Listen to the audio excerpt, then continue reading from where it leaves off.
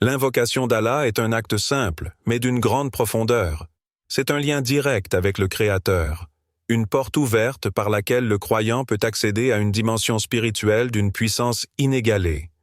Allah, le Tout-Puissant, nous a offert cette forme de communication, un moyen d'exprimer nos besoins, nos désirs et nos craintes.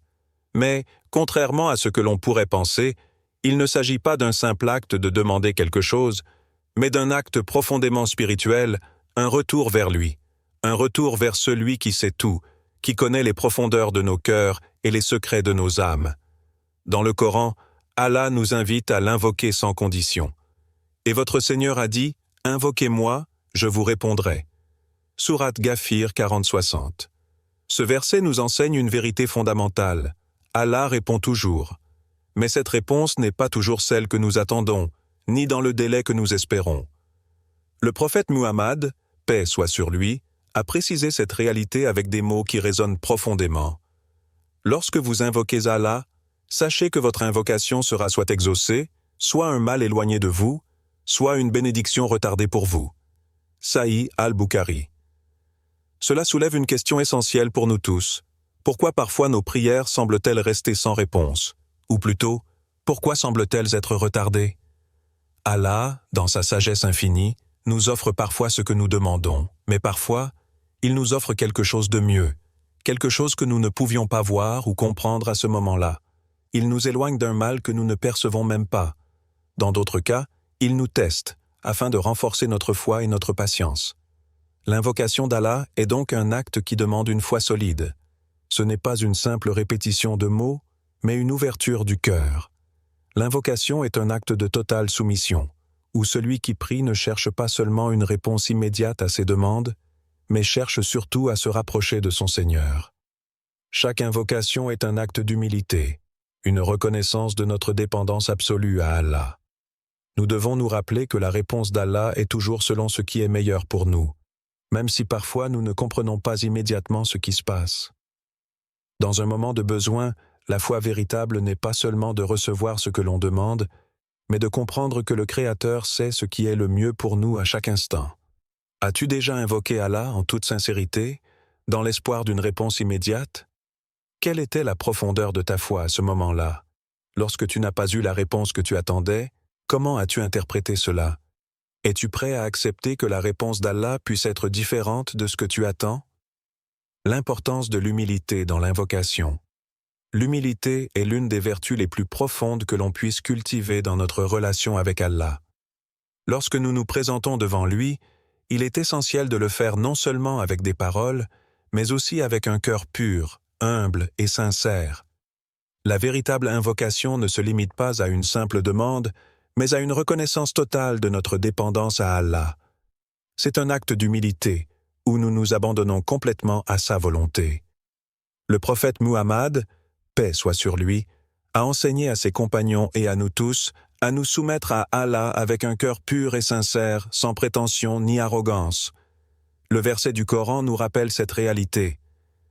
Et ceux qui, lorsqu'ils commettent un acte répréhensible ou se font tort à eux-mêmes, se souviennent d'Allah et demandent pardon pour leurs péchés. Et qui d'autre qu'Allah pourrait pardonner les péchés?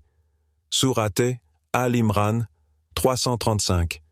Ce verset est une invitation directe à l'humilité. Lorsqu'un croyant se rend compte qu'il a failli, qu'il a péché ou qu'il a agi de manière inappropriée, il se tourne immédiatement vers Allah, reconnaissant son erreur et demandant pardon avec un cœur contrit. Il ne se sent pas supérieur à ses fautes, mais cherche la miséricorde d'Allah en toute humilité. Cette même humilité devrait être présente dans nos invocations. Trop souvent, nous invoquons Allah pour obtenir des biens matériels, des succès ou des bénédictions visibles. Mais l'invocation ne devrait pas être limitée à cela. Elle est également un moyen de purification intérieure, un moyen d'approfondir notre lien avec Allah et de renforcer notre foi. Tout ce que nous demandons, que ce soit la richesse, la santé ou même la paix intérieure, Allah sait ce qui est le mieux pour nous. Il répond à nos prières non pas toujours selon ce que nous croyons être le meilleur, mais selon ce qui est le plus bénéfique pour nous spirituellement, émotionnellement, et dans le contexte de notre vie. La sagesse divine d'Allah va au-delà de notre compréhension humaine. C'est pour cela qu'il est crucial d'adopter une attitude d'humilité totale lorsque nous invoquons Allah. Il nous exhorte à lui faire confiance, même lorsque les réponses à nos invocations ne correspondent pas à nos attentes. Allah sait ce que nous avons besoin, bien plus que nous le savons nous-mêmes. Le fait que certaines de nos demandes soient retardées ou non exaucées de la manière que nous imaginions ne signifie pas qu'Allah ne répond pas à nos prières. Au contraire, cela témoigne de sa sagesse infinie qui œuvre pour notre bien, même si nous ne pouvons pas toujours voir cela immédiatement. Cela ne signifie pas que nous devons cesser de demander à Allah ce dont nous avons besoin. Non, nous devons continuer à invoquer avec sincérité, mais aussi accepter que la réponse peut ne pas se manifester sous la forme que nous imaginons. Peut-être que ce que nous demandons à Allah n'est pas en accord avec notre meilleur intérêt à long terme. Peut-être que ce que nous demandons n'est pas ce dont notre âme a réellement besoin pour grandir et se rapprocher d'Allah. Es-tu prêt à te soumettre totalement à la sagesse d'Allah, même lorsque ta demande ne semble pas être exaucée de la manière que tu avais imaginée? Est-ce que tu as la foi nécessaire pour accepter que la réponse d'Allah, même retardée, est toujours pour ton bien? Peux-tu voir au-delà de tes désirs immédiats et reconnaître que la sagesse divine d'Allah dépasse largement ta compréhension et tes attentes? L'histoire de l'invocation de Zacharia, paix soit sur lui, l'histoire de Zacharia, paix soit sur lui, est un exemple puissant de foi inébranlable et de persévérance dans l'invocation, même dans les moments les plus sombres. Zacharia, un prophète vénéré pour sa sagesse, son dévouement et sa piété, se trouva un jour dans une situation désespérée.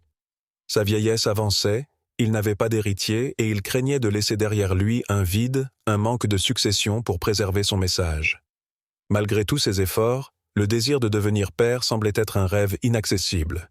C'est dans ce contexte de grande inquiétude qu'il se tourna vers Allah avec une invocation remplie de foi et de soumission. Le Coran rapporte son invocation avec ces mots. Alors Zacharia invoqua son Seigneur en disant « Ô mon Seigneur, ne me laisse pas seul sur terre, et tu es le meilleur des héritiers. » Sourate Al-Anbiya 21-89. Zacharia, dans ce moment d'humilité, reconnaît sa faiblesse humaine et sa dépendance totale à Allah. Il exprime son désespoir d'une manière poignante, tout en se confiant à celui qui détient toute autorité sur la création. Sa prière n'est pas un cri désespéré, mais une demande remplie d'espoir, placée dans les mains du Tout-Puissant. Zacharia sait qu'Allah est capable de tout, même de faire surgir un miracle là où tout semble impossible. Ce n'est pas une prière conditionnelle ni une invocation faite dans l'attente d'une réponse immédiate. Zacharia accepte sa situation avec calme, mais il n'abandonne pas l'espoir en la miséricorde d'Allah. La beauté de son invocation réside dans sa compréhension que, même dans l'épreuve, Allah reste le seul à pouvoir changer les choses. Il est le maître des affaires humaines, et c'est à lui que l'on se tourne en cas de besoin. Zacharia, dans sa sagesse, n'a pas demandé simplement un héritier. Il a demandé à ce qu'Allah le préserve de la solitude et de la rupture de sa mission.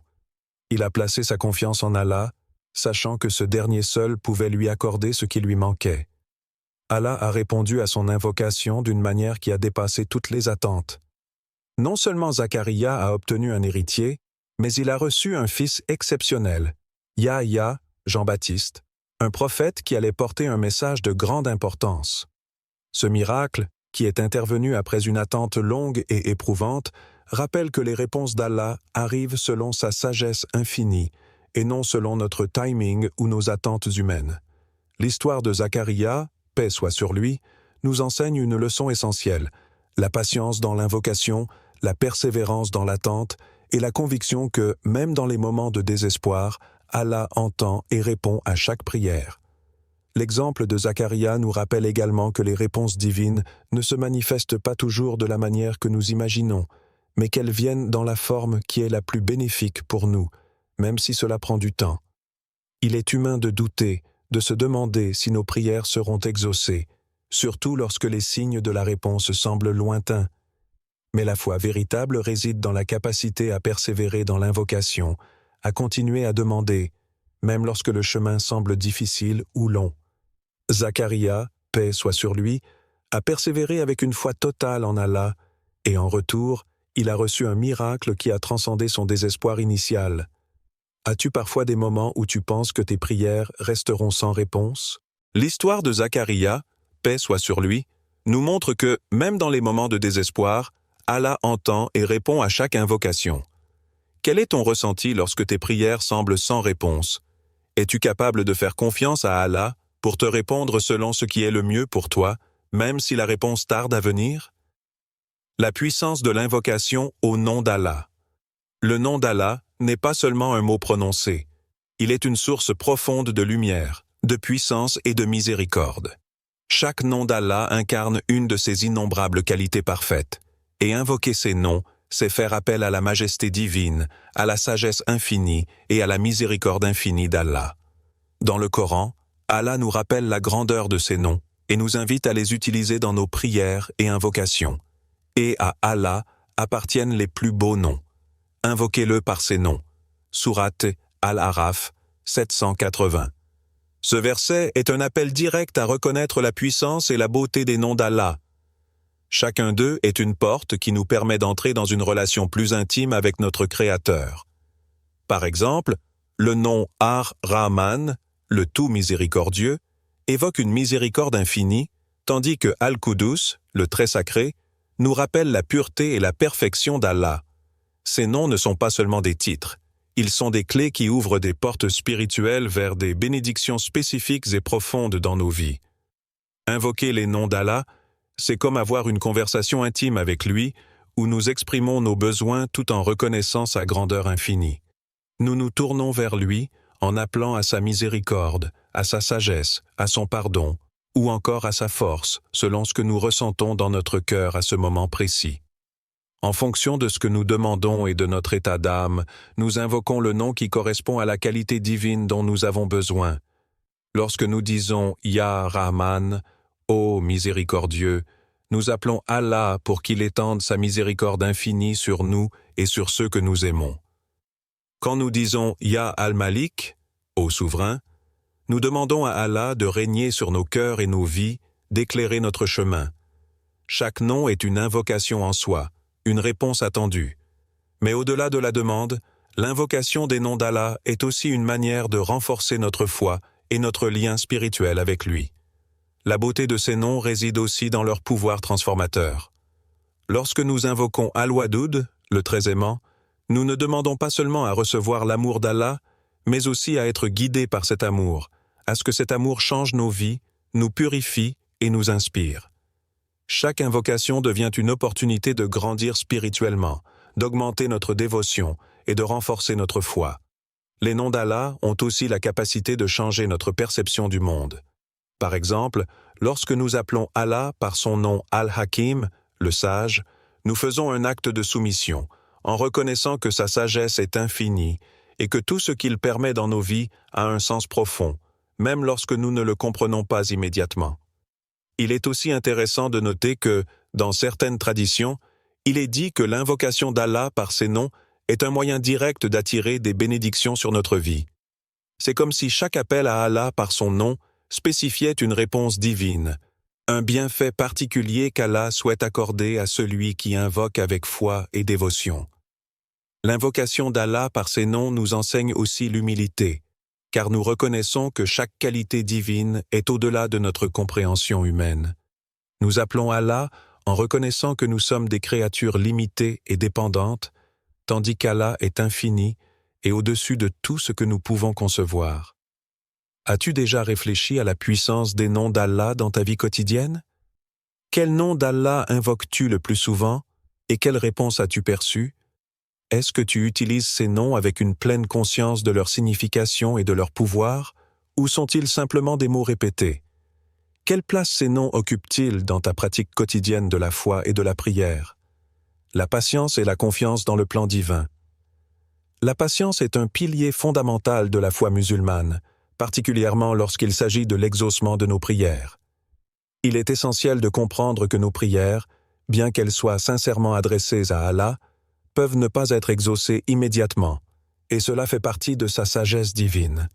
Parfois, Allah nous teste à travers l'attente, nous enseignant à patienter, à renforcer notre confiance en lui.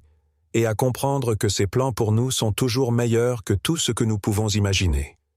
Le Coran nous rappelle cette réalité essentielle.